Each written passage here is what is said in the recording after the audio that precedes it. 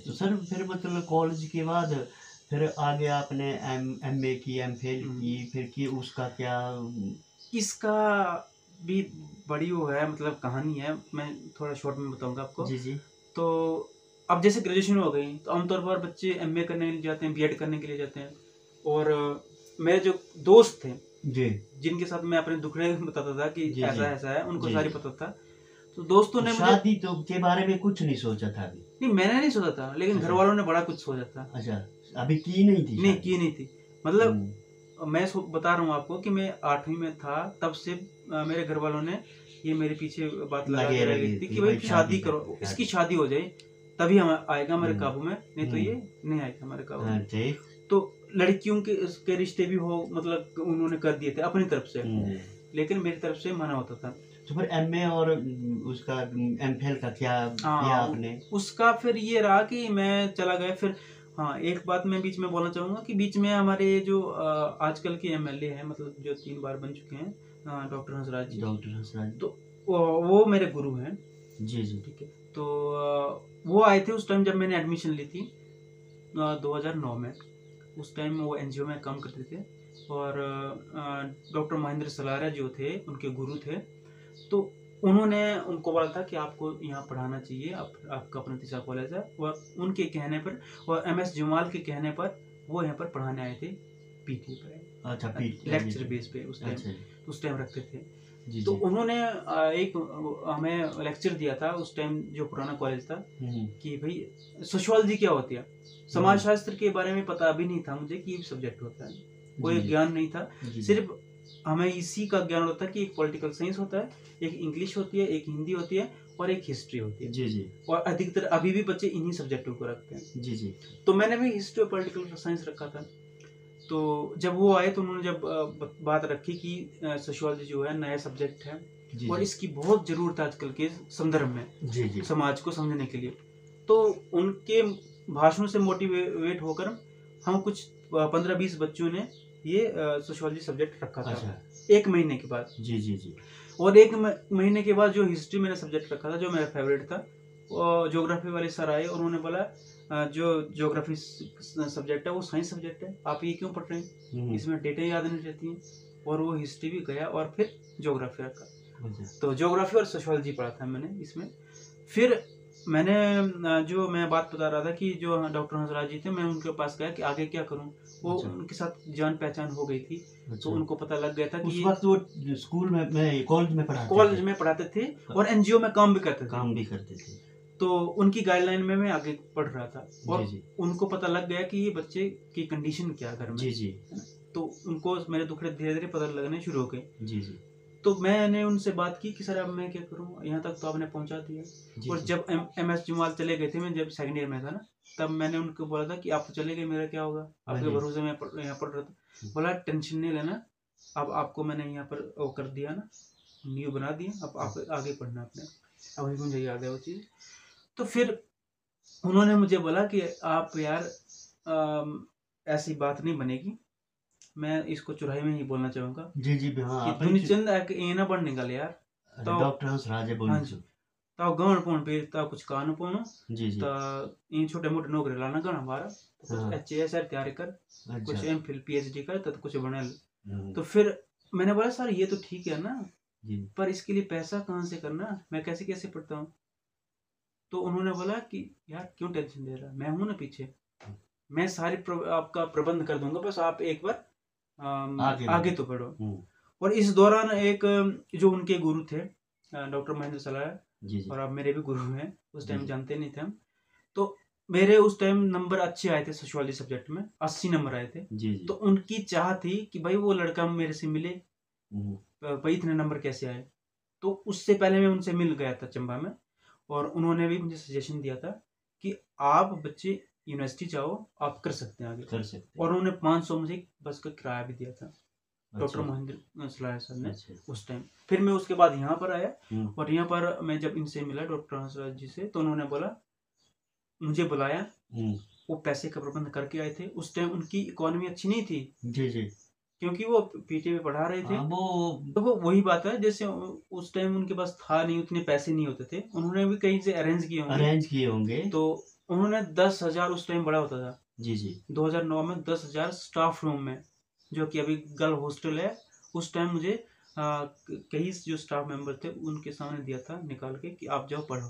अच्छा उस टाइम तो उन पैसों को लेकर मैं शिमला रवाना हो गया था और वहाँ पर मैं रहा। और अब उन्होंने मुझे रास्ता तो बता दिया, पर किसके पास जाऊँ मैं।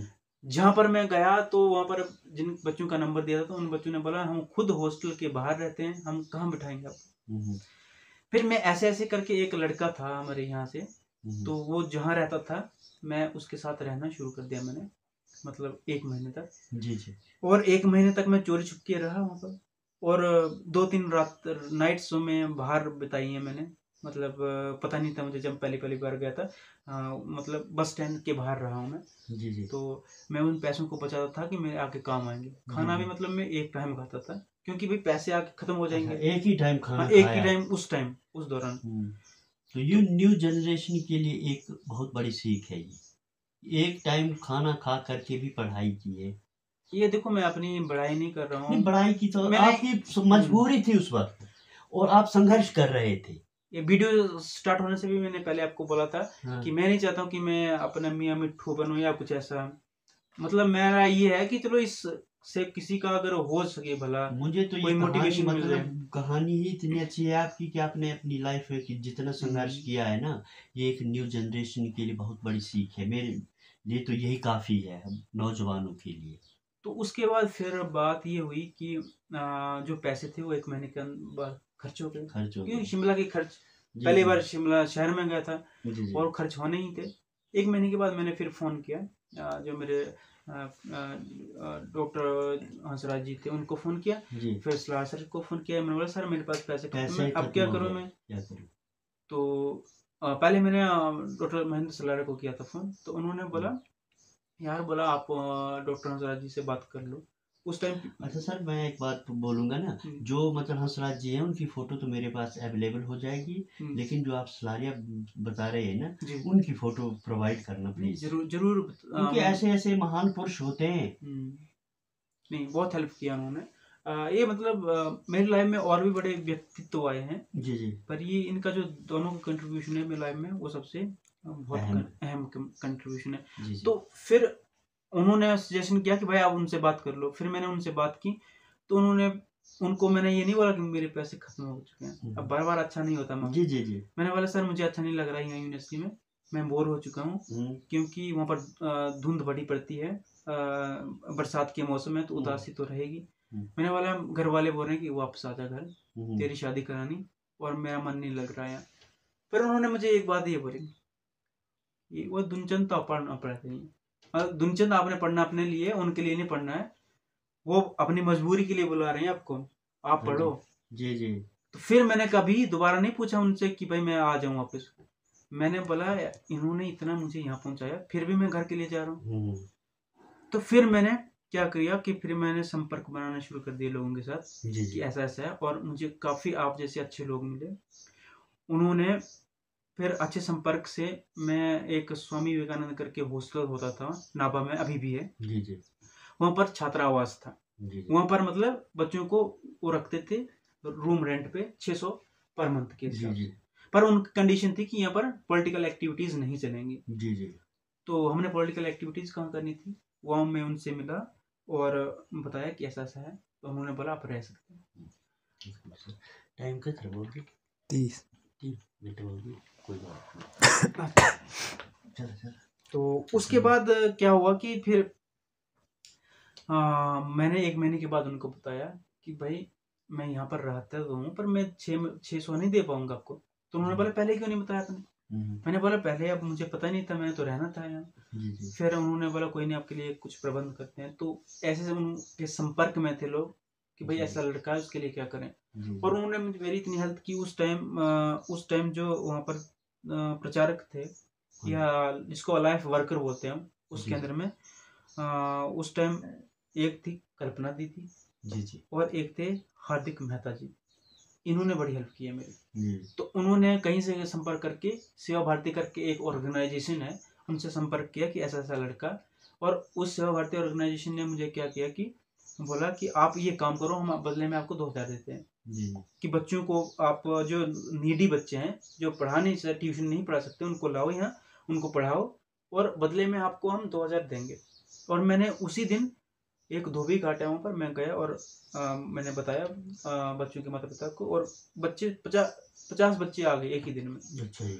तो जैसे यूनिवर्सिटी से मैं 5 बजे आता था बस में, बस पास बनाया था मैंने, तो एक चैतन्य करके बस आती थी, तो उसमें मैं पास बनाया था और वहाँ से आता था और वहाँ पर तक तो बच्चे आ जाते थे।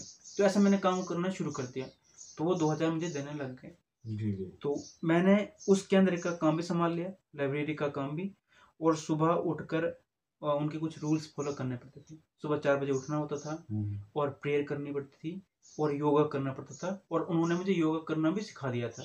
मतलब मैं योगा लेता था वहाँ पर 2 साल तक, तो मुझे बदले में 2000 भी मिलने शुरू हो गए। तो ऐसे ऐसे करके मेरी एमए हो गई। एमए हो गई आप? ट्यूशन पढ़ाते पढ़ाते ऐसे ऐसे हाँ जी। आप जैसे अच्छे लोग आए और उन्होंने हेल्प की, तो हो गया। अब बात ये थी कि एमए के बाद क्या करना। फिर मैं डॉक्टर हंसराज जी के पास चला गया कि अब क्या करूं गुरुजी, अब उस बताओ। वक्त वो एमएलए बन चुके उस टाइम वो एमएलए बन चुके थे।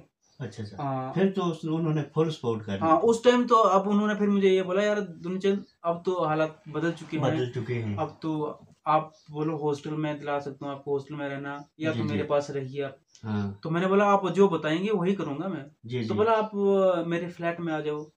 तो फिर मैं एमए के बाद उनके फ्लैट में रहना शुरू कर दिया और वहाँ पर मैं 2-3 साल रहा उनके साथ। और वो आते रहते थे बीच में मीटिंग्स तो आप फिर एमए कर रहे थे कि एमफिल कर रहे थे? नहीं, फिर मैं तैयारी कर रहा था नेट की तैयारी कर रहे थे। नेट जेआरएफ सेट की तैयारी कर रहा था। अच्छा। कि अब मेरा लक्ष्य तय हो गया था ना। हाँ, यहाँ पर मैं एक बात कहना चाहूंगा कि मैं अपने लक्ष्य से भटका नहीं। मैंने जैसे एमए में आ गया, मुझे पता था कि मैंने क्या करना है। मैं दूसरी तरफ नहीं, पहले तो दौड़ता था कि मैं सिविल में जाऊं, लेकिन जब मुझे अपनी काबिलियत का पता लग चुका था कि मैं सिविल सर्विसेज के लिए मुझे कम से कम 5 साल और पढ़ने पड़ेंगे, इसलिए इस फील्ड में मैं कर सकता हूँ। इसलिए मुझे पता था कि मैंने असिस्टेंट प्रोफेसर बनना है और मैंने नेट की तैयारी करनी है। तो मैं उसमें जुटा रहा और साथ में मैं काम भी कर रहा था। उस टाइम भी जॉब कर रहा था मैं आईजीएमसी में, सेवा भारती में मैं 4 घंटे देता था और बदले में वो मुझे 2000 देते थे। 2000 मतलब कंबल एज ए पार्ट टाइम। जी, कंबल डोनेशन करने होते थे ना वहाँ पर। अच्छा। आईजीएमसी में। अच्छा। तो मतलब एक तो सामाजिक कार्य भी हो जाता था और साथ में मुझे सैलरी भी मिल जाती और साथ में पढ़ भी लेता था मैं। तो ऐसे ऐसे करके फिर बीच में मुझे एक जॉब लगी, और जॉब जब लगी मुझे वाटरशेड में, फिर मैं चंबा आ गया उस दौरान। और फिर भी उनके कहने पर, डॉक्टर हंसराज जी के कहने पर कि आप आ जाओ, मेरी फैमिली भी है इधर और उनके साथ रहो और आप पढ़ते भी रहो। फिर मैं 8 महीने यहाँ पर रहा महिला में। वहाँ पर मैं रहा उनकी फैमिली के साथ और मैंने तैयारी की एमफिल के लिए। तो पहले प्रयास में मैं नहीं कर पाया था 15 में, और दूसरे प्रयास में मैंने जैसे टेस्ट दिया तो ऑल इंडिया में 4था रैंक था मेरा एमफिल में। और हम 5 बच्चे हुए थे क्वालिफाई दौरान पंजाब यूनिवर्सिटी के लिए। और उस दौरान जब मैंने उनको बात बताई कि मेरा ऐसा हो चुका है, टेस्ट हो गया, तो उस दिन खुश हुए थे डॉक्टर हंसराज जी की मैंने जो पौधा तैयार किया कुछ मतलब फल देना शुरू कर रहा है। नहीं तो उस दौरान तक शायद उनको उतना विश्वास नहीं था मेरे ऊपर। जी। तो फिर उन्होंने बोला इस जॉब को छोड़ दो, इससे क्या करना है यार, ये तो टाइम पास था आपका, आप अब आगे अपनी पढ़ाई करो। तो उस दौरान फिर वो मुझे अपनी व्हीकल में, अपनी गाड़ी में पंजाब यूनिवर्सिटी छोड़ने आए थे। मैं मुझे एडमिशन दिलाई उन्होंने और साथ में 5000 भी दिया था उस दौरान भी। जी, मुझे जेब खर्चा दिया था। तो वहाँ पर मैं रहा फिर एमफिल के दौरान, और मैंने फिर वहाँ पर पार्ट टाइम जॉब नहीं की क्योंकि मेरे पास 1 लाख या 1.5 लाख पैसा हो गया था जो मैंने जॉब से कमाया। और मैंने पूरा कंसंट्रेशन अपने पढ़ाई पे दिया। सुबह 9 बजे से लेकर रात 9 बजे तक लाइब्रेरी में जाता था और पूरा दिन स्विच ऑफ करके अपनी पढ़ाई पे कंसंट्रेट किया। और वहाँ पर मैंने जो मेरे बेसिक कंसेप्ट थे अपने सब्जेक्ट के वो क्लियर किए। इससे पहले मुझे टाइम नहीं मिलता था पढ़ने के लिए, बिजी लाइफ थी। तो ऐसे ऐसे करके फिर उसी दौरान जब मैं यहाँ पर जॉब कर रहा था चंबा में, नेट भी हो गया था मेरा। तो जब नेट हो गया तो मुझे पता लग गया कि अब नेट से क्या होता है कि एक सिक्योर हो जाती है लाइफ कि भाई अब मैं कमीशन में बैठ सकता हूँ। तो उस दिन मुझे बड़ी खुशी हुई थी जब मेरा नेट हुआ था कि अब मैं सिक्योर हो गया, अब मैं कहीं ना कहीं काम कर सकता हूँ। नेट से पहले एमए का मतलब कुछ नहीं होता, मतलब नथिंग, मतलब कुछ नहीं कर सकते। तो ऐसे ऐसे करके मैंने एमफिल कर ली वहाँ पर। फिर मैंने उनको पूछा अब क्या करूं, बोला आप कुछ कहीं पढ़ाना शुरू कर दे। सेंट्रल यूनिवर्सिटी धर्मशाला में मैंने इंटरव्यू दिया पढ़ाने के लिए, गेस्ट फैकल्टी, रिसोर्स पर्सन बोलते थे उस टाइम। तो वहाँ पर गया, मैं सिलेक्ट हो गया और वहाँ पर मैंने 2 साल तक पढ़ाया बच्चों को, MA वाले बच्चों को, और मेरे कंसेप्ट क्लियर हो गए वहाँ पर, और मेरे लिंक्स बढ़ते गए और काफ़ी लोगों ने हेल्प किया। तो वहाँ पर मेरी इनकम थोड़ी अच्छी हो गई, 25,000 मिलता था पर मंथ। तो वहाँ पर 4-5 लाख कमा लिया मैंने वहाँ। अच्छा जी। यूनिवर्सिटी में, और थोड़ी कंडीशन अच्छी, और उस दौरान कमीशन भी आया 2018 में कॉलेज कैडर का। मैंने फॉर्म भरे, और फॉर्म जैसे भरे और इधर पढ़ाई के टच में थे, तो वो मेरा क्लियर हो गया, टेस्ट क्लियर हो गया। और टेस्ट क्लियर होने के बाद फिर मेरा रिश्ता भी हो गया। हाँ, फिर किया रिश्ता? फिर क्या रिश्ता। क्या बात है। उससे मतलब पहले बहुत वेट करना पड़ा। हाँ, तो फिर इनसे रिश्ता कैसे हुआ? इनसे मेरा रिश्ता मतलब ऐसे ही हुआ, ज्यादा हम जानते पहचानते नहीं थे। अच्छा। मेरे लाइफ का ये है कि मैं मतलब जो डिसीजन लेता हूँ एकदम लेता हूँ। फिर तो इनका, जैसे मैं घर में आया था एक बार 2017 की बात है शायद, विधानसभा की इलेक्शन थे, तो मैं तब वोट देने घर आया था। अच्छा। तो उस दौरान किसी ने बोला था कि भाई चलते हैं कहीं घूमने। मैंने बोला मैंने तो नहीं आना है। बोला आपकी शादी की बात करते हैं। मैंने बोला शादी तो मैंने करनी नहीं है, अभी देखते हैं, अभी जॉब में नया हूँ तो उसमें अच्छा करना है। जी। पर ऐसे चले गए उनके साथ, मेरे गांव से ही हैं भाई साहब, उनके साथ चला गया, और ऐसे चले गए, और इनकी तरफ, उनके ससुराल भी उनकी तरफ है ना, तो ऐसे उधर घर में गए और मिलना जुलना हुआ इनसे, बात की कि अपने जो इंट्रोडक्शन हुआ, तो ऐसे मिले थे हम। और बाद में फिर बात करते रहे फोन पे, तो ठीक है मैंने बोला कर लेनी चाहिए, जब सोच अच्छी मिल रही है। ऐसे से रिश्ता हो गया था, और ये जितना भी खर्चा था तो इन्होंने हाँ कर दी थी फिर? हाँ, इन्होंने आप इनसे पूछ सकते हैं आप कि आगे की कहानी क्या है, या मैं झूठ बोल रहा हूँ। बिल्कुल। फिर आपको मतलब ये पसंद आ गए? नहीं, इन्होंने मेरे को बोला अच्छा। इन्होंने मेरे को बोला कि फोन पे बात करनी है 2-3 मंथ तक ना। अच्छा, उसके बाद करते हैं रिश्ता। हाँ। तो मैंने बोला मैंने बात नहीं करनी, सीधा रिश्ता ही करना। अच्छा। हाँ जी, मैंने ऐसे बोला था। मतलब जब मैं चला गया वहां से, इन्होंने नंबर ले लिया मेरा। मैंने बोला अगर आपको ठीक लगा मैं जी तो मुझे फोन कर लेना, नहीं लगा तो बस खत्म है बात। इन्होंने सोचा कि मैं करूंगा फोन, और मैंने तो किया नहीं फोन। अच्छा। और इन्हों को फिर मतलब 1 हफ्ते के बाद उनको करना पड़ा कि भाई क्या आगे बढ़ाना है रिश्ता कि नहीं। मैंने बोला मेरी तरफ से तो ठीक है, आप देखो अपना, मैंने आपको बोला था। वैसे ऐसे बात होती गई, तो फिर मैंने बोला अभी इतना जल्दी मैं डिसाइड नहीं कर सकता हूँ, क्योंकि जिंदगी जीनी है अभी। बिल्कुल। तो इन्होंने बोला हम बात तब करना छोड़ देते हैं, तो अगर आपने रिश्ता नहीं करना तो 2-3 महीने तक बात होती गई हमारी। नहीं, 1 मंथ तक हुई थी। 1 मंथ तक शायद, मुझे उतना याद नहीं। 1 मंथ के बाद फिर मैंने बोला ठीक है रिश्ता कर लेते हैं, ज़्यादा सोचना क्या। तो फिर मैंने घर में बता दिया कि भाई आप बोलते थे कि रिश्ता, मैंने बोल दिया जाओ करो। फिर घर वाले गए और नीचे बात की इनके वहाँ पर, तो रिश्ता हो गया थे। और फिर हमारा ये मैरिज हुई थी 2019 में, अक्टूबर 1 अक्टूबर 2019 को। तो उस टाइम मेरी सर्विस जो पहली पोस्टिंग थी वो ऊना में थी। अच्छा। Government degree college Una, PG college है वो। तो 2 साल रहा मैं वो। अच्छा। तो आपको फिर इनके साथ अच्छा लगा? फिर कैसे लाइफ पार्टनर कैसे है आपके? नहीं, बहुत अच्छा अच्छे अब बाकी तो इनसे ना ये बताएंगे आप, तो आप खुद को अच्छा थोड़ी बताएंगे, ये बताएंगे ना। नहीं, मैं खुद को भाग्यशाली मानती हूँ कि ये मैं इनकी लाइफ का हिस्सा हूँ। क्या बात है, बस यही होना चाहिए। नहीं, मुझे ऐसे ही पता लग गया। जैसे मैं आपके यहाँ अभी क्वार्टर में बैठे हैं हम इनके, तो एक फैमिली ब्लॉग बन रहा है, और मुझे ऐसे ही लग गया पता कि आप कितने अच्छे इंसान हैं। तो इसके साथ साथ मैं अपने दर्शकों को, अपने नौजवानों को ये एक शिक्षा देने की मैं कोशिश कर रहा हूँ कि देखो, मतलब 8वीं तक की पढ़ाई छोड़ने के बाद भी आज ये हमारे 84 प्रोफेसर बने हैं। तो कैसे बने हैं, ये पूरी स्टोरी इन्होंने बताई कि संघर्ष क्या चीज होती है। तो इसके लिए एक लाइक तो बनता है सर आपका। हम मतलब आपको बहुत बहुत मुबारकबाद देते हैं, और आपको भी मुबारक, आपको ऐसे इंसान। इसमें थोड़ा मैसेज देना चाहूंगा बच्चों को, आजकल के जी हाँ, वो बच्चों के लिए तो मैसेज आप स्पेशल दो। आजकल के बच्चों में थोड़ा पेशेंस नहीं है। जी। और पढ़ाई में पेशेंस थोड़ा होना चाहिए, क्योंकि आजकल के बच्चे जैसे टेस्ट देते हैं तो एक टेस्ट नहीं हो पाया और बोलते हैं कि अब नहीं हो पाएगा हमसे।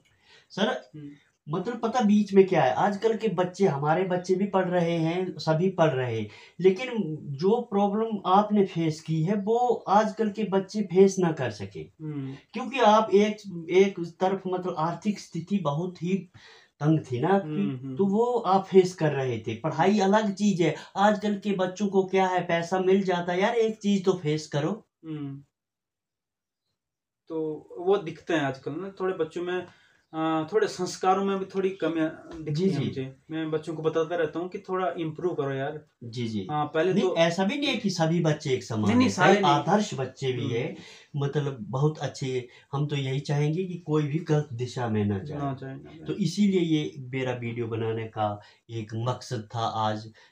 कोई मैं ऐसा नहीं है कि मैं इनकी कोई प्रमोट करने की कोशिश कर रहा हूँ कि ये एक शिक्षा दैनिक मैंने सुना था, तभी आज मैंने इन्हीं के इसके बारे में कई लोगों ने मेरे से बात की कि आप, मैंने बोला नहीं मुझे अच्छा नहीं लगता, क्योंकि आज भी इनको जबरदस्ती बिठाया मैंने यहाँ पर, इनके क्वार्टर में बैठा हूँ मैं आज। क्योंकि मुझे ठीक नहीं लगता कि भाई मैं ऐसा था वैसा था। चलो, पर ये है कि किसी को अगर इससे अगर कोई कुछ मतलब अच्छा लगे और उसकी जिंदगी बदल जाएगी तो मेरा काम हो गया, मतलब ये बात है। बिल्कुल, कई लोग बच्चे मतलब इस चीज को सुनेंगे और अपने आप को सुधारेंगे और कि कैसी प्रॉब्लम फेस करनी पड़ती है।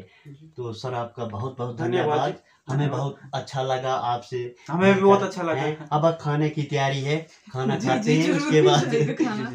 तो धन्यवाद। जय हिमाचल, जय चुराव।